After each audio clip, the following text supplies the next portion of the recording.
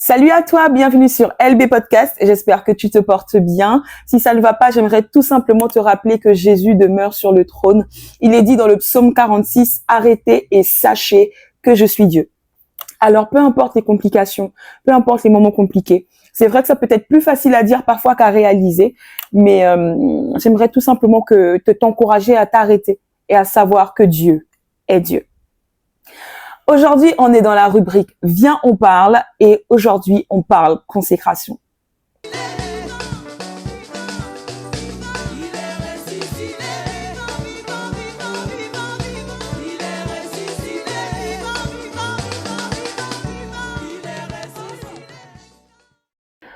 Alors, j'aimerais vraiment aujourd'hui parler un peu à cœur ouvert, comme sur Insta, je faisais encore à l'époque des IGTV, à l'époque, quand il y avait encore des IGTV sur Instagram, je faisais des IGTV à cœur ouvert et c'était vraiment un moment pour moi d'être un peu plus vulnérable parce que sur les réseaux, on pense souvent que ce sont les personnes qui prennent leur courage à filmer, qui sont très spirituelles ou qui n'ont pas de combat ou en tout cas qui sont très loin de leur relation avec Dieu. Ah, mon frère, ce qui est sûr, c'est qu'on a tous besoin de salut. Ah, même après avoir donné sa vie à Jésus, on a tous besoin encore et encore et encore et encore besoin de salut, d'être sauvés dans toutes les situations que nous traversons. Donc aujourd'hui, j'aimerais encore entrer un peu dans ce mood-là de confession intime. Aujourd'hui, on parle consécration et j'aimerais d'ores et déjà qu'on t'encourageait à ne pas abandonner ta consécration. Ne pas abandonner ce que Dieu te demande en termes de consécration. En tant que chrétien, je pense qu'on a été tous enseignés sur le fait que il y a la consécration générale. Dieu demande à tout le monde, par exemple, de ne pas coucher avant le mariage, mais il y a des consécrations personnelles. Peut-être que toi, Dieu va te dire de ne pas mettre de mèche, par exemple. À une autre personne, Dieu va dire de ne pas, je sais pas, de ne pas manger sur son lit. Tu vois, c'est une histoire de consécration personnelle là à échelle vraiment de sa relation intime avec le Saint-Esprit. Et j'aimerais vraiment t'encourager à ne pas abandonner ta consécration. Ça peut être compliqué quand on est jeune, on avance avec le Seigneur. Il y a des choses que l'on attend que l'on n'a pas. Il y a des choses qu'on veut vivre, qu'on espère. On est là comme dans Hébreux 11:1 à vouloir vivre la foi, à vouloir expérimenter la foi, à vouloir vraiment manifester la foi. Mais pas ça peut être compliqué parce que parfois on est tout simplement dans le monde. Hein, la Bible dit vous êtes dans le monde, mais vous n'êtes pas du monde. Ça veut dire que on est là, on doit tous au travail, on va tous à l'école, on fait X ou Y, mais on n'est pas, notre identité n'est pas dans ce monde, n'est pas de ce monde, mais du ciel. Et parfois on peut être là comme avec plein de pression extérieure. Mais c'est quand tu te maries, c'est quand tu fais l'école, c'est quand que tu trouves un travail, c'est quand que tu fais un enfant, et quand tu as un enfant, c'est quand tu fais un second enfant, c'est quand tu ouvres ton entreprise, etc. Il peut y avoir tellement de voix extérieures comme ça qui viennent pour et ça crée comme à un certain moment, quand c'est jumelé à un temps comme ça d'attente ou un temps de désert, ça veut comme venir altérer l'essence même de ta consécration. Mais aujourd'hui, j'aimerais tout simplement te dire de ne pas abandonner ce que Dieu te demande d'abandonner pour lui. C'est vrai que la prophétie peut tarder, mais la prophétie arrivera à son terme. La Bible dit, les ténèbres ne régneront pas toujours, peu importe les complications, peu importe les moments difficiles, peu importe la prophétie qui tarde, tu ne crois pas en Dieu à cause de la prophétie. Comment? On ne croit pas en Dieu à cause de la prophétie. On ne croit pas en Dieu tout simplement parce qu'il nous a promis le mariage. On ne croit pas en Dieu tout simplement parce qu'il nous a promis un travail. On ne croit pas en Dieu parce qu'il nous a promis X ou Y. On croit en Dieu parce qu'il est Dieu. La Bible dit qu'il n'y a aucun intermédiaire entre Dieu et nous si ce n'est Jésus-Christ. La Bible dit il n'y a pas un autre. Il n'y a de salut qu'en son nom. Le seul chemin, la seule vérité, la vie, c'est Jésus. Et on ne croit pas en lui parce qu'il nous a promis des plans de bonheur. On croit en lui parce qu'il est Dieu. On croit en lui parce qu'il t'a enlevé du péché. Nous croyons en lui parce que moi, personnellement, lorsque j'étais enfant et que je me sentais seule, lorsque j'ai ouvert la Bible et que dans le psaume 27, 10, j'ai lu que mon père, ma mère peuvent m'abandonner, mais l'Éternel me recueillera, c'était vraiment comme une révélation pour moi. C'était comme si à ce moment-là, Dieu me disait, tu peux te sentir seule, mais je suis là. À ce moment-là, Dieu ne m'avait pas parlé de mariage, je n'étais qu'une enfant. Dieu ne m'a pas parlé de mon avenir, qu'il allait faire de moi une grande femme d'affaires ou que sais-je. Dieu ne m'a pas parlé de tout ça. Il s'est simplement révélé à moi parce qu'il devait me sortir de là où j'étais. En grandissant, il m'a encore sorti de plusieurs autres choses. Et j'aimerais tout simplement te dire aujourd'hui de ne pas abandonner cette consécration. La Bible dit que à l'église d'Éphèse, non, je crois, je sais plus. La Bible dit dans le livre d'Apocalypse à l'une des églises, ce que j'ai contre toi, c'est que tu as abandonné ton premier amour. My God. Je me parle à moi-même. Je vais d'abord boire un peu pour que la pilule passe.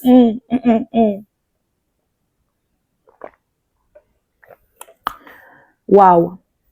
Ce que j'ai contre toi, c'est que tu as abandonné ton premier amour. Et parfois, on vient à Dieu non plus pour ce qu'il est. On continue de notre relation avec Dieu non plus pour ce qu'il est, mais simplement pour ce qu'il a promis de donner. C'est pas mauvais de s'attendre à Dieu. Au contraire. Au contraire, Dieu nous demande de lui demander des choses afin que nous ayons une joie parfaite. Mais ces choses-là ne doivent pas devenir notre premier amour. Et moi, ça me parle beaucoup. En tout cas, moi, ça me parle. Ça me parle, Saint-Esprit, ça me parle même. Et j'aimerais vraiment, j'aimerais tout simplement partager ça avec toi.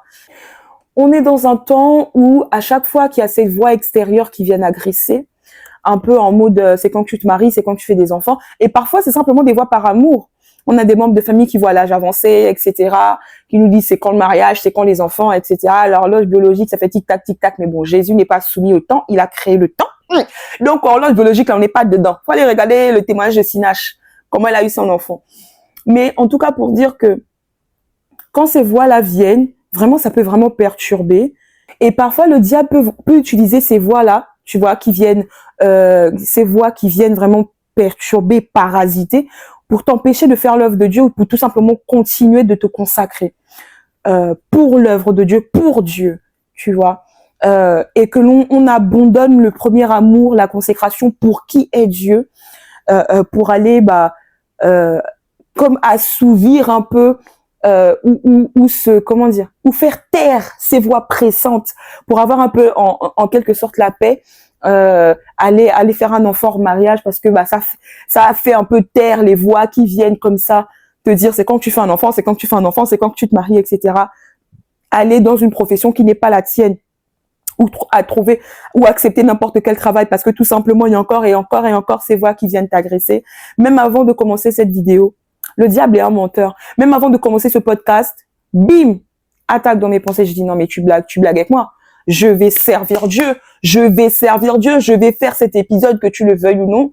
Somebody has to be healed today. Et j'aimerais vraiment nous encourager à ça.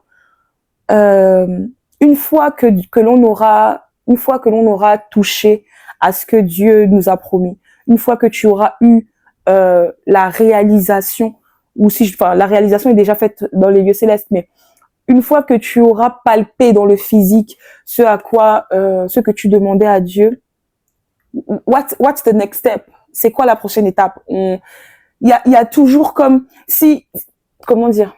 J'ai dit à Dieu, j'ai besoin que tu me guérisses. J'ai besoin que tu me guérisses, mais j'ai besoin que ce soit toi qui le fasses. Parfois, on veut trop s'accrocher aux gens. On veut trop s'accrocher à une personne humaine parce qu'on a besoin de quelqu'un qu'on peut toucher. Dieu est esprit, oh! Mais comme on peut aussi sentir l'esprit, merci Seigneur pour ça.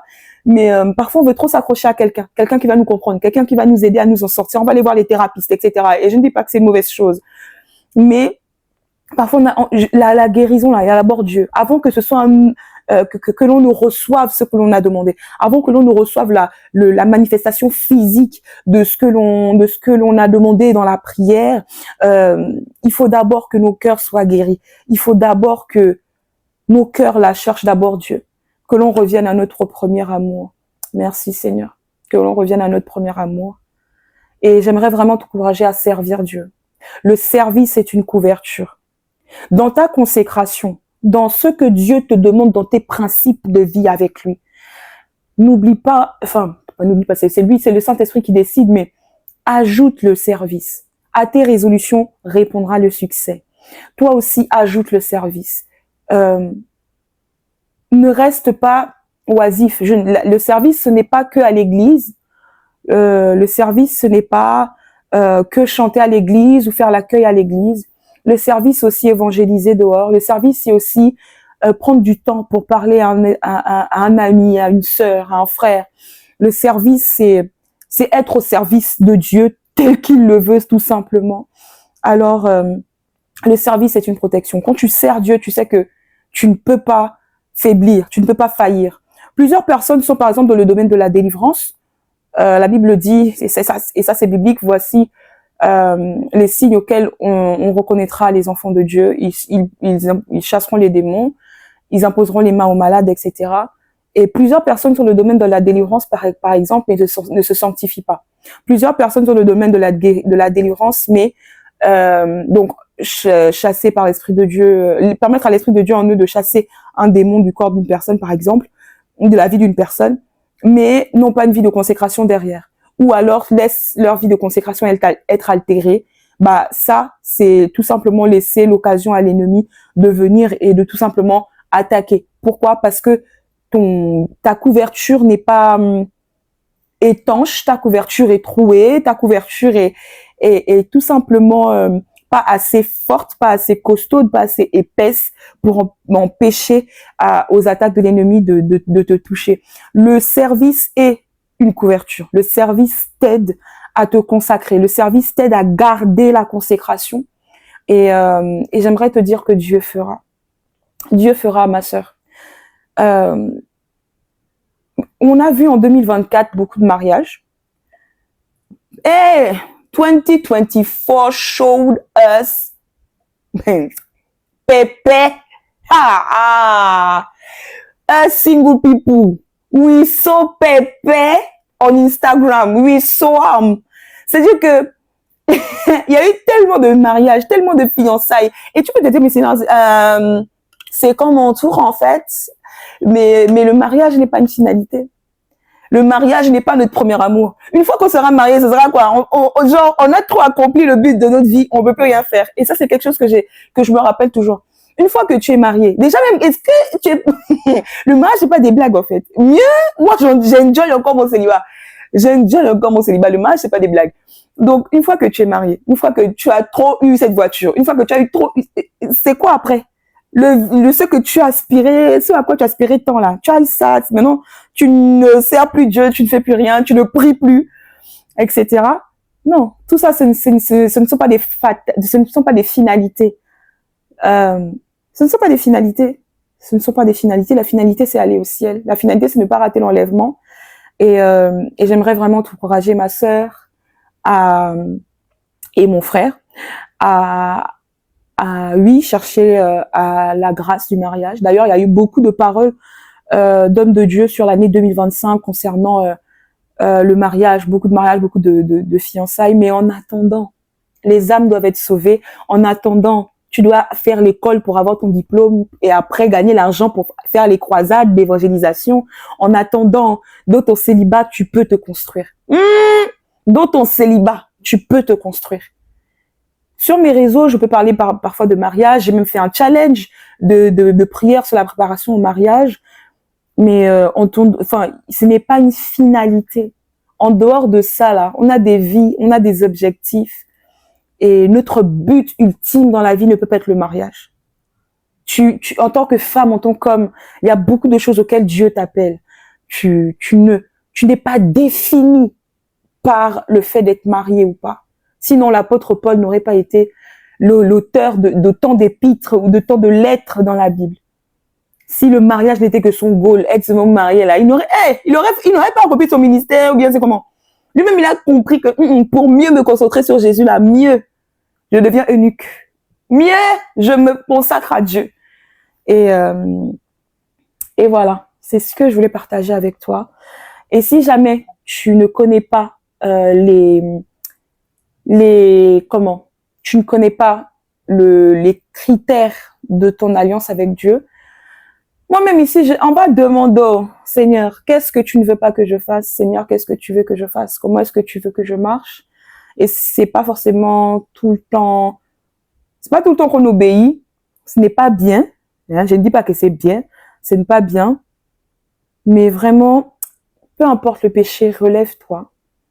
Relève-toi, continue de demander au Seigneur, continuons de demander à Dieu de nous laver par son sang, de nous purifier, de nous permettre de continuer la marche. Tu as péché. Oh yeah, we understood. Oh yeah, okay. Now, I beg, stand up, walk again. Lève-toi, demande pardon sincèrement et avançons avec le Saint-Esprit. Sinon, on va jamais avancer. Le diable sera toujours là pour nous mettre les bâtons dans les roues, pour nous empêcher de faire l'œuvre de Dieu. Sinon, j'aurais même pas mis la caméra là pour dire que je vais filmer, je vais faire un épisode de podcast. Que Dieu nous aide. N'abandonnons pas nos consécrations. Ça payera non seulement dans la réalisation des promesses, mais aussi au ciel. Parce qu'au ciel, on aura des couronnes. Des couronnes en fonction de quoi?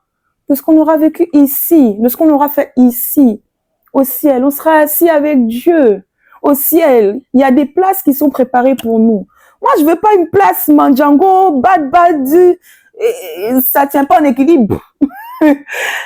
Anyway, encore une fois, s'il te plaît, rappelle-toi que ceux qui parlent sur les réseaux ne sont pas plus, comment dire, tu n'es pas moindre, tu es aussi aimé de Dieu. Toi aussi, peut-être même que Dieu veut que tu ouvres une chaîne YouTube. Toi aussi, peut-être que Dieu veut même que tu parles sur les réseaux pour évangéliser. Ok, si c'est quelque chose que tu as à cœur, va voir un responsable. Demande au responsable comment faire. Renseigne-toi, forme-toi sur ce qu'il faut, le matériel, etc. Tu vois, petit à petit. Mais ceux qui sont sur les réseaux et qui parlent ont besoin aussi de la grâce. On a vu sur TikTok la sista qui a voulu se suicider. Pourtant, qu'elle évangélise sur les réseaux jusqu'en... Pourtant, c'est une jeune qui donnait vraiment la joie comme ça. Pourtant, elle a voulu se suicider. Alors prions. Je dis on, parce que moi-même prions pour ceux que l'on voit sur les réseaux, prions pour ceux que l'on voit qui se mettent à l'avant et essayons de ne pas compromettre notre premier amour qui est Jésus pour la prophétie. J'espère que cet épisode t'aura béni. On va prier 2 minutes et ensuite on pourra clôturer. Merci Saint-Esprit pour cet épisode. Je prie que tu révèles à mon frère, à ma sœur, quelles sont les clauses de sa consécration. Que tu me révèles quelles sont les clauses de ma consécration. Saint-Esprit, j'implore le sang de Jésus. Saint-Esprit, j'implore le sang de Jésus qui a coulé à la croix. Que nous soyons purifiés de tout péché. Que mon frère ou ma sœur qui est tombé et qui n'arrive pas à se relever, mon frère ou ma sœur qui pleure parce que elle se sent encore sale, ils se sentent encore sales. Père éternel, nous implorons la grâce. Nous implorons le sang de Jésus. Que le sang de Jésus nous lave. Que le sang de Jésus nous purifie tel qu'il l'a fait dans le Zacharie et qu'il l'a plaidé pour le grand prêtre Josué. Tu n'as pas permis au diable de l'accuser. Tu as demandé à ce qu'il soit lavé, qu'on lui mette des vêtements blancs, qu'on lui mette un nouveau turban. Seigneur, que ce soit notre partage, purifie-nous, que ton sang nous lave de tout péché et aide-nous à ne pas retomber dans le péché, à ne pas rester dans la culpabilité. Je bannis et je fais taire au nom de Jésus la culpabilité dans nos vies. Nous sommes rachetés. Les plans de l'ennemi ne vont pas réussir dans nos vies. Je déclare nul et sans effet toute culpabilité de l'ennemi. Nous sommes libres de la culpabilité parce que nous sommes nous sommes pardonnés. Pardonnés par Jésus. Pardonnés par Jésus-Christ. Merci Saint-Esprit. Merci Papa. Merci de consoler, de remplir de joie une personne, de remplir d'amour une personne. Que toute la gloire te revienne. Merci de confirmer des appels. Merci de confirmer même, Seigneur, des appels. De confirmer même qui est un conjoint, qui n'est pas le conjoint de destinée. De confirmer même des amitiés de destinée. Merci, Saint-Esprit. Amen. J'espère que cet épisode t'a parlé. Moi, ça m'a beaucoup parlé. Merci, Saint-Esprit. Don't forget that Jesus is our King. God is our Father. He doesn't make differences between his children, guys. He loves us the same way. Until next time, don't forget to read your Bible and to pray. N'hésite pas à partager cet épisode avec une personne qui en aura besoin. Et je te dis à la prochaine pour un nouvel épisode sur LB Podcast. Peace out.